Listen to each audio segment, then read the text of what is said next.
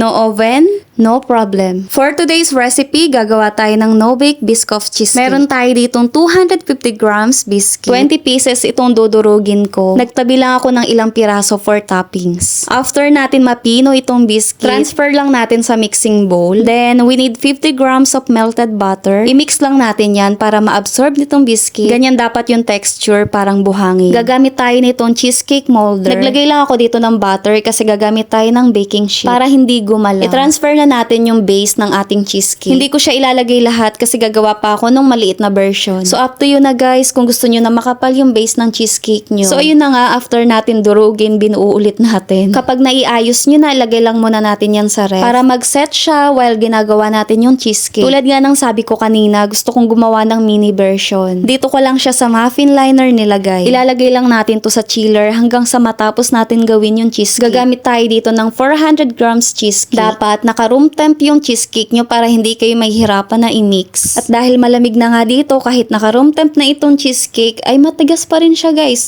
Isa-isa nga lang yung paglagay ko ng cheesecake para hindi siya mahirap i-mix. Kapag nag-cream na yung cheesecake nyo, pwede na kayo maglagay ng half cup of powdered sugar. I-mix lang natin yan hanggang sa mag-combine yung powdered sugar. Kapag ganyan na yung itsura niya, pwede na tayo maglagay ng 2 tablespoon of Biscoff spread para lang mas feel natin yung flavor ng ating cheesecake. Mix-mix lang natin yan hanggang sa mag-incorporate yung spread na inilagay natin. Dahil nga sa sobrang lamig dito, tingnan nyo naman itong i-mini-mix ko. Okay naman na yan, kaya i-scrape ko na lang. Set aside muna natin kasi may idadagdag pa tayo dyan. Gagamit tayo ng 200 ml heavy cream. Itong heavy cream na gamit ko while mixing, kailangan nakababad siya sa malamig na tubig para magdo-double yung size niya. Kapag pansin nyo na medyo nagdo-double na yung size ng heavy cream nyo, pwede na tayo maglagay ng 2 tablespoon of condensed milk. Then, continue mixing lang hanggang sa makuha natin yung consistency na kailangan natin. Kapag stiff na yung cream, pwede na natin ilagay yung cheesecake. I-divide nyo lang sa 2 portion yung paglalagay para mas mabilis siyang mag-blend. Itong ang recipe na to ay hindi tayo magbe-bake. Literal na mix